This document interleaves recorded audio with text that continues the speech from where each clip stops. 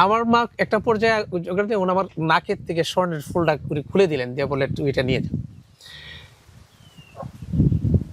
আমি খুব মানে অনেকটাই আবেগপ্রুত হয়ে যায় আমি যখন এই কথাটা মনে পড়ে। যাক, পরে আমি রাতের বেলায় আমি কবর খুঁড়ে ফেলতেছিলাম, আমি মাকে দেখতে চাই। আসলে ধর্মীয় অনুভূতিটা তখন ওরকম ছিল না, আমি তখন খুব একটা ভালো বুঝি নাই। তো আমি কবরটা মোটামুটি এক সাইড একেবারে খাটনি পর্যন্ত বেরিয়ে যাবে, অথচ আমি লাশ দেখবো এবার। যাই হোক, দুনিয়া উলট পালট হোক, আমাকে পড়তে হবে। করতে হবে, মাথায় রেখেন বিষয়টা, পৃথিবী উল্টে যাক পড়তে হবে। আর পৃথিবীর প্রথম শব্দই তো ইকরা, পড়ো। হ্যাঁ। আসসালামু আলাইকুম সবাইকে, আল্লাহ পাক সকলকে সর্বাবস্থায় ভালো রাখুক, এই প্রত্যাশায় শুরু করছি আজকের আমাদের পর্ব। তো এই মুহূর্তে যারা দেখছেন আনিসুর রহমান পেজে, আমরা আজকে এমন একজন বিশেষ মানুষের সাথে উপস্থিত হয়েছি। এটা নিঃসন্দেহে একটা ভিন্ন ধরনের এপিসোড হতে যাচ্ছে, শেষ পর্যন্ত দেখার আহ্বান রইল। তো আজকে আমরা কথা বলছি আলহাজ অ্যাডভোকেট মাওলানা Rafiqul Islam, Supreme Court of Bangladesh, সদ্য নিয়োগপ্রাপ্ত কারা পরিদর্শক ময়মনসিংহ জেলা, lecturer department of law Prime University, lecturer R K Chowdhury বিশ্ববিদ্যালয় কলেজ সায়দাবাদ ঢাকা, ইসলামিক আলোচক, ধর্মীয় মাহফিল, এবং সেই সাথে তিনি DHMS ঢাকা ইউনিভার্সিটি থেকে হোমিওপ্যাথির উপর বিশেষ প্রশিক্ষণপ্রাপ্ত ডাক্তার। অনেকগুলো পদবি না? একটা মানুষের কতটুকু জ্ঞানের সুধাপানে নিমগ্ন থাকলে পরে এতগুলো অর্জন করা যায়। তো কথা না বেরিয়ে চলুন ভাইয়ের সাথে আজকে কথা বলি, কথা জানি, কথা শেয়ার করি, এবং সেই কথা দ্বারা যদি একজন মানুষের মনেও টাচ করে, সেটা হবে আমাদের প্রাপ্তি। আসসালামু আলাইকুম ভাই। ওয়ালাইকুম আসসালাম। কেমন আছেন? আলহামদুলিল্লাহ, ভালো আছেন? আছি আলহামদুলিল্লাহ, অনেক ভালো আছি। তো আমি পড়তেছিলাম আসলে এই আপনার এতগুলো টাইটেল, মানে জাস্ট আমি গুণমুগ্ধ হয়ে পড়ছিলাম। মানে এটা আসলে এতগুলো আপনি মানে এই একই তাল মিলিয়ে যেখানে মানুষ একটাই কমপ্লিট করতে পারে না, সেখানে হচ্ছে আপনি হোমিওপ্যাথি চিকিৎসক, লেকচারার, এরপর হচ্ছে মাওলানা, তারপরে সুপ্রিম কোর্ট অফ বাংলাদেশে আপনি অ্যাডভোকেট, উকিল সাহেব। কেমন লাগে, কেমন অনুভূতি হয় আপনার? আসলে আলহামদুলিল্লাহ, আমার ছোট থেকেই পড়ার প্রতি খুব বেশি আগ্রহ ছিল। আচ্ছা। আমি পড়বো এবং পড়ার প্রতি আমার খুব আলাদা একটা টানও ছিল। আমি সেই থেকেই বলা চলে, আর এটা ইন্সপায়ার হয়েছি আমার একজন ব্যক্তি, আমার চাচা, যিনি আলী আকবর মাস্টার। তো উনি মানে ছোট থেকে যখন আমরা বড় হয়ে উঠতেছিলাম, তখনই শুনতাম যে উনি খুব উচ্চশিক্ষিত এলাকা, এবং আমাদের ইউনিয়ন, পুরাকান্দলি ইউনিয়নের সর্বপ্রথম ডিগ্রি পাশে একজন ব্যক্তি। যখন ছোট তখন আসলে এতটা বুঝি নাই, তবে ওনাকে আমি ইন্সপায়ার দিতাম যে উনি উচ্চশিক্ষিত একটা মানুষ, আমি যদি ওনার মতো হইতে পারতাম। কিন্তু আসলে ওই ওনার মতো হইতে যেই কিছু একটা আমার বিভিন্ন অ্যাঙ্গেলে আমার মানে জ্ঞানগুলো অর্জন করা হয়ে গেছে। একটা পর্যায়ে আমি আমার মায়ের মৃত্যুর পরে অনেকটাই শখ খেয়েছিলাম। সেই শখের পর থেকেই, এই শখ খাওয়ার পর থেকে আমার মানে পড়ালেখার আগ্রহ আরো বেশি বেড়ে যায়। আমি অনেকগুলো আমার জীবন চলার পথে মানুষের শিক্ষার অনেকগুলো বিষয় আমি খুব স্টাডি করতাম। পড়ালেখার, মানুষের বর্ণাঢ্য জীবন, কেরিয়ার, এগুলো আসলে পড়ালেখার বিষয়গুলো অনেকগুলো আমি উপন্যাস পড়েছি বা পাঠ্য বই পড়তে থেকে এই পড়া থেকে আমার কাছে খুব আগ্রহ জাগলো যে আমি এই বিষয়গুলো জানতে চাই। আচ্ছা, এই আর কি। অসংখ্য ধন্যবাদ। তো শুরু থেকেই আমরা হচ্ছে আপনার জন্মস্থান, পিতা মাতা, ছোট্ট করে সংক্ষিপ্ত পরিচয়টুকু নিতে চাই। আমি মোহাম্মদ রফিকুল ইসলাম, আমার পিতা আমার মৃত আহমদ আলী, মায়ের নাম হুসনে আরা বেগম। দুজনেই একেবারে গ্রামের মানুষ। আমার আব্বা একজন বড় ধানের ব্যবসায়ী ছিলেন, এবং বড় একজন কৃষকও বটে। আমার দাদার ওয়ার্ডেলের সম্পত্তির মালিক ছিলেন একসময় সে। আমার মা ছিলেন একজন গৃহিণী, একেবারেই একজন গৃহিণী। তো আমার বাবা মার যদিও একেবারে ছোট পড়ালেখার আগ পর্যন্ত বাবা মার সাথেই থাকা, পরবর্তী সময়ে আমার প্রাইমারি লেভেল থেকে আমি আমার এলাকা থেকে ময়মনসিংহ শহরে চলে আসি। বিচ্ছুতি। আপনার ঠিকানাটা কোথায় পড়েছে? আমার জন্মস্থান হলো বতিহালা গ্রামে। আচ্ছা। 4 নং পুরাকান্দলি ইউনিয়ন, ধোবরা ময়মনসিংহ। ধোবরা উপজেলা, ময়মনসিংহ জেলা, ময়মনসিংহ বিভাগ, সদ্য বিভাগ। আচ্ছা, অসংখ্য ধন্যবাদ। আপনার এই প্রাথমিক গণ্ডি কি আপনি গ্রামে পেরিয়েছে নাকি শহরে? হ্যাঁ, অনেকটাই গ্রামে। আমার প্রাইমারি লেভেল যখন শুরু হবে তার আগে আমি গ্রামে ছিলাম। আচ্ছা। আমার বাবা আমার সাথেই ছিলাম। পরবর্তী সময় আমার চাচা আলী আকবর মাস্টার, উনি ময়মনসিংহ শহরে থাকতেন, সেখানে ওনার ব্যবসা ছিল এবং উনি শিক্ষকতা করতেন, একজন রাজনীতিবিদ উনি, তখন জাতীয় পার্টি করতেন। সেটাও মেবি 83, 84, 85, 86 ওই সময় আমার চাচা সাথে নিয়ে যান। ওনার তখন কোনো ছেলে মেয়ে ছিল না। আমি তখন ওখানেই যে পড়াশোনা করি। বেঁচে আছেন এখনো? জি, হ্যাঁ, উনি এখনো বেঁচে আছেন। আচ্ছা আচ্ছা আচ্ছা। ওনার প্রাইমারি স্কুলে আমার চরপাড়া ময়মনসিংহ শহরে একদম চরপাড়া প্রাইমারি স্কুলতে আমার পড়ালেখা শুরু হয়। এখান থেকে আমি 4র্থ শ্রেণী পর্যন্ত পড়ি। সর্বশেষ 5ম শ্রেণী এসে বতিহালা প্রাইমারি স্কুলতে আমি পাশ করি। ওখান থেকে স্কলারশিপও দিই। পরবর্তীতে আমি ধাইরপাড়া উচ্চ বিদ্যালয়ে আমার পড়া 6ষ্ঠ শ্রেণী এবং 7ম শ্রেণী, আচ্ছা, এই 2 বছরই আমি এখানে পড়েছি। ওখান থেকেই আমার পরবর্তীতে পড়ার টানেই হোক আর অনেকটাই ইচ্ছার মধ্যেই আমি রাগের বশবর্তী হয়ে আমি এলাকা ছেড়ে যাই। আমার জীবনের একটা বড় একটা ট্র্যাজেডি বলা চলে। বড় ভাইদের সাথে অনেকটাই পড়ালেখার বিষয় নিয়ে তর্কে জড়াই। আমার ইচ্ছে হলো আমি পড়বো, আচ্ছা। কিন্তু আমার বড় ভাইয়েরা ওনারা বলতেছেন না, পড়ালেখার চেয়ে বেশি এখন তুমি ওইদিকে মনোযোগ দাও, আমরা যে ব্যবসা বাণিজ্য বা কৃষিকাজে তোমরা এদিকে চলে আসো। তো আমি ভাইয়ের সাথে একটা সময় লেগে যায়। আমার মা তখন আমাকে নিবৃত্ত করে এবং রাতের বেলায় আমি বাড়ি থেকে বেরিয়ে যাই। আমার জীবনের যেটা একটা মারাত্মক বিষয়, আমি সেখান থেকে রাতে বেরিয়ে যাই এবং সেখান থেকে একেবারে অজানা পথ, অচেনা একটা পথ আমি চলে যাই। সেখান থেকে পোড়াগান্দলিয়া পর্যন্ত হেঁটে, তারপর লঞ্চ, যেটা ট্রলার ছিল, ওই ট্রলারে করে আমি জারিয়াজান যাই। আমি সে জারিয়াজান, আমার জীবনের আগে আমি আর ওই লাইনে আমি যাই নাই। আমার চলাটা ছিল ট্রেনেই। মানে এটা কি ভাইদের সাথে রাগ করে চলে গেছেন? হ্যাঁ, বড় ভাইদের সাথে রাগ করে। আচ্ছা। কিন্তু আমার এই বিষয়টা অনেকটা আমার মা বুঝতে পেরেছিলেন। আমার যে পড়ার খুব আগ্রহ ছিল, আমার মা খুব আমাকে উৎসাহ দিতেন যে তুই পড়বি। এবং একটা ছোট্ট একটা বিষয় ছিল, একটা শার্ট কিনা নিয়া। আচ্ছা। আমি আমার একটা নতুন শার্ট বড় ভাইয়ের ছিল, আমি এটা পরেছিলাম। তো বড় ভাই খুব রাগ করেছিল আমাকে যে এটা কেন পড়লি। আমি তো আসলে বুঝে উঠি নাই, তখন ছোট। তো আমার মা সেদিন তখন একটা অবস্থা ছিল অর্থনৈতিকভাবে, যদিও আমাদের অঢেল সম্পদ ছিল, কিন্তু মানে কৃষি জমি বা অনেক ধনী মানুষও দেখা যাচ্ছে যে চৈত্র মাস বা ওইরকম একটা সময় অভাবে করতো। তো ওই সময় আমার বলতে কি এটা ওই সময় যে ওই যে আটার রুটি এবং লাউ খাওয়ার যে ওই সময়টা এরকমই ছিল। আমার মা একটা পর্যায়ে আমার নাকের থেকে স্বর্ণের ফুলটা খুলে দিলেন, দিয়ে বলে তুই এটা নিয়ে যা। আমি খুব মানে অনেকটাই আবেগপ্রুত হয়ে যায় আমি যখন এই কথাটা মনে পড়ে। তো আমি আমার মায়ের এই নাকের ফুলটা খুলে দিয়ে দিই এবং বলি যে তোমার এটা লাগবে না, তুমি আমার জন্য দোয়া করো। আমি দিয়ে দিই। রাতের বেলায় মোটামুটি ওই দিন সারা রাত আমি ঘুমাই নাই। আচ্ছা। একদম শেষ রজনীতে উঠে যাই। উঠে আমার বাবা মাকে সালাম করে, ওনারা দুজনেই ঘুমিয়েছিল।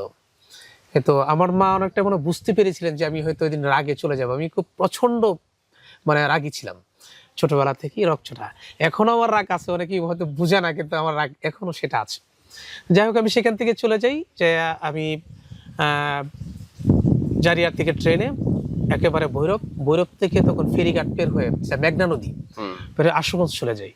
এবং সেখান থেকে আমি রাতে শেষ পর্যায়ে বের হয়ে এই আশুগঞ্জ থেকে পূর্ব দিকে একটা গ্রাম আছে, সোহাগপুর গ্রাম। আমি ওই সোহাগপুর গ্রামে চলে যাই। ওখান থেকে আমার সাথে যারা ছিল তারা মূলত কাজের লোক, কাজ করতে গেছে ওখানে। প্রতিবারই তারা ওখানে কাজ করে, আমি চিনি না, অন্তত ওনারা যায় আর কি ওইদিকে। তো আমি ওনার সাথে যাই। গেলে পরে নূর হোসেন হাজি করে একজন লোক, উনি আমাকে বললো যে আমি তো, আমার উদ্দেশ্য হলো পড়ালেখা, আমি কিন্তু কাজ করার মিশন নিয়ে যাই। কাজ করার মিশন না। আমি সেখানে গেলে পরে সব কাজের লোকদের সাথে আমাকেও কাজে নিয়ে নেয় এবং আমি কাজ করতে ওনার সাথে লেগে যাই। এবং কাজ আসলে বলতে খুব একটা কাজ আমি পারতাম না। যেমন আপনার জ্বালা উঠানো, যেটাকে ধানের রুয়া যেটা এটা উঠানো, তারপরে আবার যে বপন করা, যেটা লাগানো, ওগুলো আমি খুব একটা ভালো পারতাম না। আমি কাজ করতেছিলাম ওখানে, যে ওনার সাথে সারাদিন থাকলাম। মোটামুটি আমার সময়টা কাটানো। আমার চিন্তা ছিল একটাই, যে আমি আসলে আমার অবস্থানটা আমি কিভাবে প্রকাশ করব, আমি কোন জায়গায় যে অবস্থান করব। তবে অনেকটাই মাথায় ছিল যে আমাদের অনেকেই বড় ভাইয়ের যারা আছে লজিং থাকে, এবং আমাদের বাড়িতে একটা সময় অনেক মানুষ লজিং থাকতো।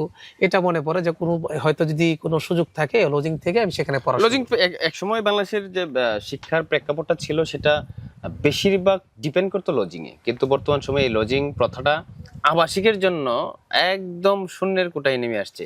এবং আগে মানুষ যতটুকু অতিথি পরায়ণ ছিল, লজিংয়ে যতটুকু মানে কোঅপারেট করতে, এখন কিন্তু এগুলা থেকে মানুষ বেরিয়ে আসছে। Right. ঠিক আছে। জি, তারপর সেখান থেকে আমার বেশ কয়দিন, আমি 4 থেকে 5 দিন আমি কাজ করি।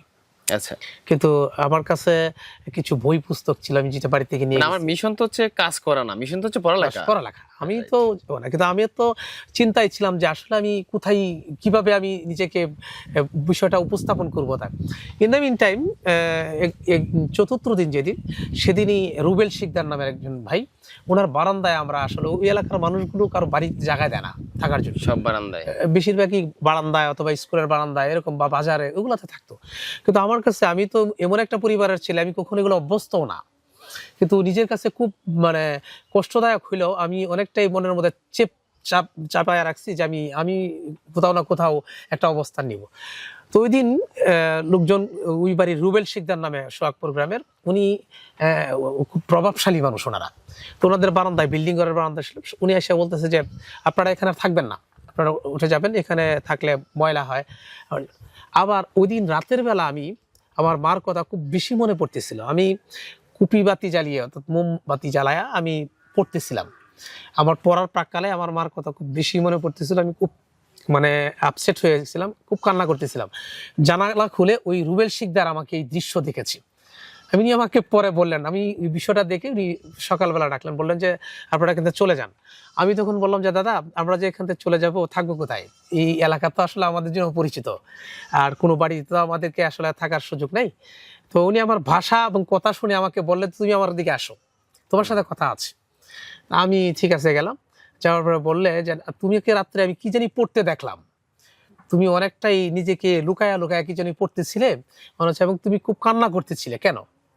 পরে আমি আমার কষ্টগুলো ওনাকে বলে ফেলি, আমি যেভাবে চলে আসছি, আমার পুরা এই ছোট্ট ঘটনাটুকু ওনাকে বলে ফেলি। আচ্ছা, তো উনিও খুব আমার প্রতি অনেকটাই সহনশীল হয়ে ওঠেন, এবং আমাকে বললো তুমি আজকে তো আমার এখানে থাকবা, আচ্ছা, আমাদের বাড়িতে থাকবা।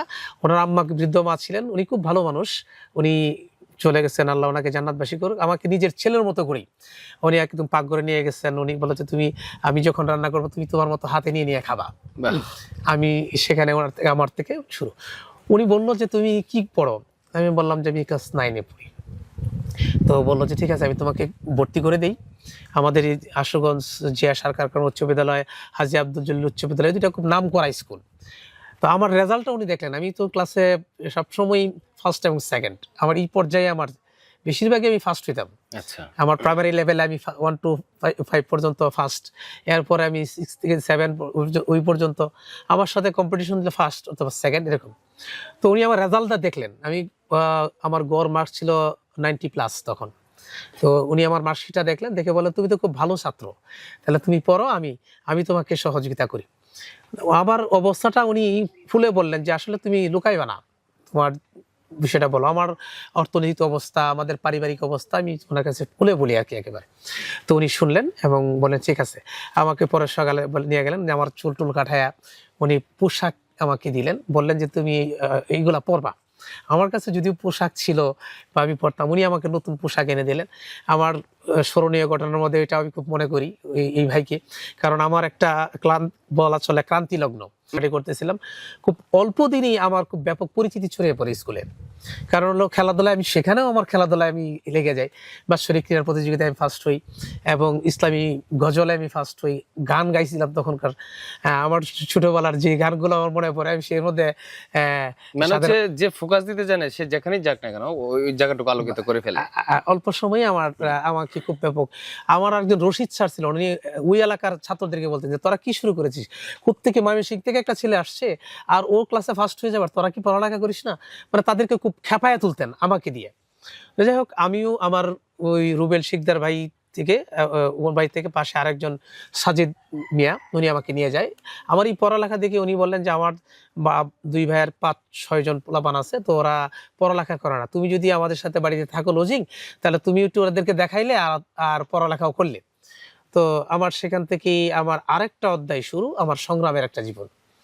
আমি বলা চলে ওই দুই ভাইয়ের মধ্যে আমাকে নিয়ে একটা দ্বন্দ্ব চলতো, কারণ ছোট ভাই আমাকে বেশি মহব্বত করতো আর বড় ভাই এটাকে ঈর্ষান্বিত করতো যে মানে পরিবারে আপনার দ্বন্দ্ব লেগে গেছে। এটাই।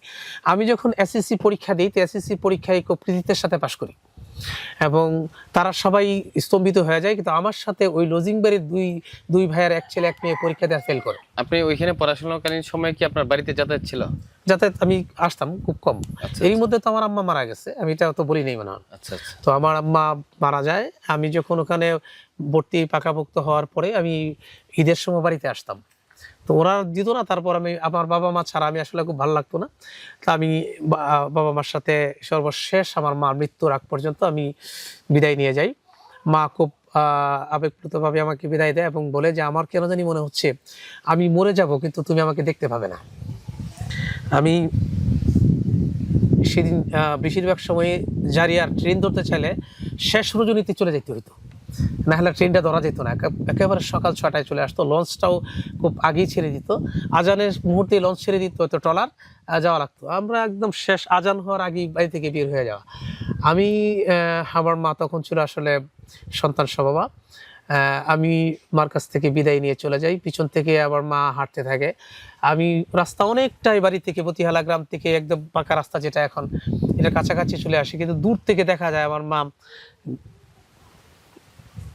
মানে গাছের সাথে ধরে খুব কান্না করতেছিল। আমি সেখান থেকে ফিরে আসি, আবার এসে আমার মার চোখের পানি মুছে আবার বুঝিয়ে বলি আমার জন্য দোয়া করো। আমি যেহেতু উদ্দেশ্য আমার পড়ালেখা, আমি তোমাদের দোয়াটাই আমি মুখ্য মনে করব, আমার জন্য দোয়া করো। আমি দোয়া চেয়ে আবার চলে যাই। শেষ দেখা আমার মার সাথে আর দেখা হলো না। আমি এখান থেকে চলে যাই যে আমার পড়ালেখা শুরু করি। আমার চলে যাওয়ার 11 দিনের মাথায় আমার মা মারা যায়। উনি সন্তান প্রসবকালেই মারা যান। আমি মারা যাওয়ার পরে আমি তখনকার যোগাযোগ ব্যবস্থাটা তো ছিলই না, আমি আগেই বলেছি। আমার ছোট ভাই শফিক ও এখান থেকে আমার বড় বোন তাকে পাঠায় যে তুমি ওখানে যাও। ঠিকানা তো আগেই বলেছিলাম, বাড়িতে সবাই জানে। তো জানলেও আমার ছোট ভাই আসলে অনেকটাই মানুষকে জিজ্ঞাসা করে করে ট্রেনে যায়, আমার লজিং বাড়িতে যায়। আমি সন্ধ্যার সময় আমি মনে হয় ব্যাট ঠিক করতেছিলাম, পড়ালেখা টেবিল ঠিক করতেছিলাম, পড়বো। এর মধ্যেই আয়সা জিজ্ঞাসা করতেছে ভাই এখানে সাজিদ মিয়ার বাড়ি কোনটা? আমি পিছন থেকে চেয়ে দেখি আমার ছোট ভাই, ওকে দেখে আমি একেবারে স্তম্ভিত হয়ে যাই অনেকটাই। যে তুই কোত্থেকে? সে বললো যে ভাই আমি তারা দেখি প্রথম বলছি আমার আব্বা আম্মা ভালো আছে, কিন্তু ও কেন যেন কিছু একটা লুকাচ্ছিল আমার কাছে, কিছু বলতেছিল না। একটা পর্যায়ে আমি বললাম ঠিক আছে তুই খাওয়া দাওয়া কর।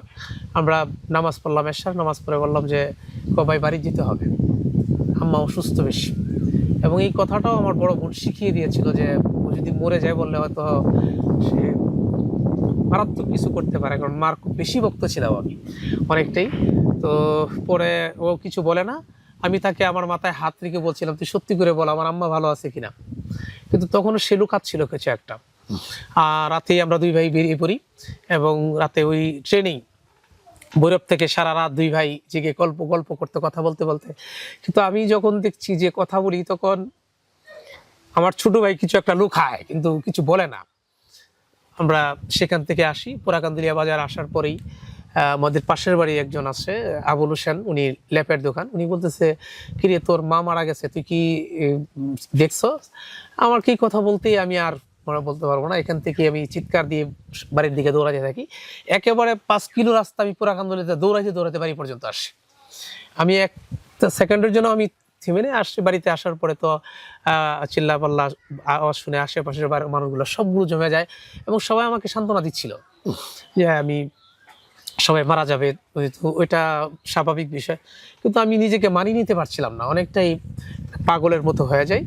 ওই দিন রাতেই একটা পর্যায়ে কান্নাকাটি করতে করতে আমার আব্বা, আমার চাচা চাচি সবাই আমাকে খুব বোঝাচ্ছিল, কিন্তু আমি মানাইতে পারছিলাম না। আমি একেবারেই আপসেট হয়ে যাই। রাতে যখন সবাই ঘুমিয়ে যায় আমি তখন উঠে যাই, আমি মাকে দেখব।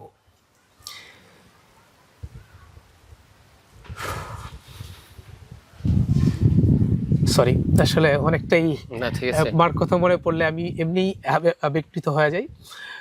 পরে আমি রাতের বেলায় আমি কবর খুঁড়ে ফেলতেছিলাম, আমি মাকে দেখতে চাই। আসলে ধর্মীয় অনুভূতিটা তখন ওরকম ছিল না, আমি তখন খুব একটা ভালো বুঝি নাই। তো আমি কবরটা মোটামুটি এক সাইড একেবারে খাটনি পর্যন্ত বেরিয়ে যাবে, অথচ আমি লাশ দেখবো। এবার এই পর্যায়ে আমার চাচি বড় চাচি আছেন, যেন উনি দেখেছেন। উনি দেখলেন যে কিছু একটা শব্দ হচ্ছে বা উনি বেরিয়ে গেলেন তখন বাড়িতে কবরস্থানে, যে উনি ডাক দিলেন যে এই তোমরা তাড়াতাড়ি আসো। তো পরে আমার চাচা বা অন্যান্য লোকজন যায় আমাকে বোঝায় নিয়ে আসে যে এটা খুব গুনার কাজ, কবর থেকে লাশ তুলতে নেই। আমি শুধু বলতেছিলাম আমি আমার মাকে একবার দেখতে চাই, আমি জীবনের শেষ দেখাটুকু একবার আমি দেখবো। আসলে আমার মনে হচ্ছে মা ভালো আছে। আমার মা, যেহেতু আমি তখনকার হুজুরদের কাছে শুনেছি সন্তান সব বাবা হলে শহীদি মরণ, আর যারা শহীদ হয় তাদের লাশ কখনো পচে না। আমার এই বিশ্বাসটুকু নিয়ে আমি কেন জানি কবরটা খুঁড়তেছিলাম যে আমি মাকে একবার একটু দেখে নিব, কেউ না জানুক, অন্তত আমি লুকায় দেখবো, আমার মাকে দেখতে চাই আমি, ওনার মুখটাকে একটু আমি একটু ভুলিয়ে নিতে চাই, দেখতে চাই। কিন্তু সেটাও আর হলো না। আমি সেখান থেকেই চলে আসি, বেশ কয়েকদিন ছিলাম বাড়িতে। আমি পড়ালেখা করব না, আমি ডিটারমাইন্ড, অনেকটাই আপসেট হয়ে যাই মানসিকভাবে, অনেকটাই আমি সঠিক সহজে অবস্থানে ছিলাম না। পরে আমার আব্বা আমাকে খুব বেশি করে বোঝাচ্ছিলেন, এবং পরবর্তী আম্মা মারা যাওয়ার পরে ইন্সপায়ার হওয়াটা উৎসাহিত আমার বাবার কাছ থেকে। আমার বাবা আমাকে খুব আদর করে বললেন যে বাবা, সবাই তো মরিয়ে যাবে, আমরা মরবো, পড়ালেখাটা করো, তোমার মার জন্য হলেও পড়ো। আমার তখন একটা ছিল, আমি খুব, আমার মা বলতো যে ডাক্তারি লাইনে পড়ালেখা করা। আমি তখন সায়েন্স নিয়ে পড়ছিলাম, কিন্তু এখান থেকে আমি আমার মন থেকে জিদ হইলো যে মাই যখন নাই, তার ওই লাইন পড়বো না। আমি সেখান থেকে আমার গ্রুপও চেঞ্জ করে নিই। আমি তখন মানবিক বিভাগে আমি পড়ালেখা শুরু করি। না, সুরক্ষিত না, আমি ওই ফাঁকে দিই, আমি জুবায়ের আহমদ আনসারী যে একজন বক্তা, ওনার আলোচনায় আমি অনেকটাই ওনার প্রতি আকৃষ্ট হয়ে যায়, এবং আমার মনে হলো যে আমি একজন এই ধর্মীয় আলোচক হওয়ার আমার একটা স্বপ্ন জাগে। আমি তখন ওখান থেকে ওই হুজুরের কাছে পড়া শুরু করি, এবং একটা পর্যায়ে আমার কিতাবগুলো শেষ পর্যায়ে নেই, এবং জামিয়া ইসলামিয়া ইউনুসিয়া ব্রাহ্মণবাড়িয়া, যেটা বাংলাদেশের ঐতিহ্যবাহী প্রতিষ্ঠানগুলোর মধ্যে একটা, ওই প্রতিষ্ঠানে আমি সম্পৃক্ত হয়ে যাই, এবং সেখান থেকে আমি পড়ালেখার একটা পর্যায়ে শেষ করি। সর্বশেষ 2017 সালে আমি হাইয়াতুল উলিয়া, যেটা সরকারি অনুমোদন দিয়েছে, এই কবি মাদ্রাসা থেকে যে সরকারি সনদ দেওয়া হলো, ওই হায়াতুল উলিয়া পরীক্ষা আমি ঢাকা থেকে মতিঝিল মাদ্রাসা থেকে পরীক্ষা দিয়েছি, এবং সেখান থেকে আমি কৃতিত্বের সাথে দাওরা হাদিস পাশ করি। তো আমি যখন ব্রাহ্মণবাড়িয়া পড়েছি তখন তো আসলে দাওরার কোনো সার্টিফিকেট বা এগুলো কোনো কথা ছিল না, যে কারণে আমি সর্বশেষ এই পরীক্ষাটাও আমি দিয়ে দিই। আমার পড়ালেখার পর্যায়ে এর মধ্যে আমার মা মারা যাওয়া, আমি এরই মধ্যে মাস্টার্সেও সম্মিলিত মেধা তালিকায় 16তম স্ট্যান্ড করি। আচ্ছা, আমার শিক্ষকতার মধ্যে, এবং অনেকেই বিষয়টা বলতো যে আসলে এতগুলো, তখন আমি চাকরি করি প্লাস পড়ালেখা করি, এইগুলোর মধ্যে দিয়ে আমার মাস্টার্সে 16তম স্ট্যান্ড। হ্যাঁ, আর অনার্স মাস্টার্স ওইটা হায়ার ক্লাস, বুঝছি, ফার্স্ট ক্লাস পাস।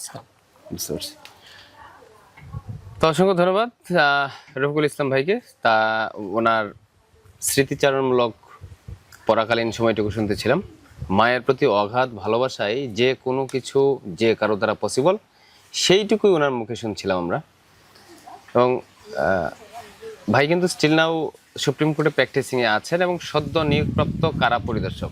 এটা আমাদের এলাকার জন্য একটা বৃহৎ গর্বের, যেখানে আমার হয়তো স্যার ডাকার কথা, কিন্তু আমি ভাই বলেই সম্বোধন করছি।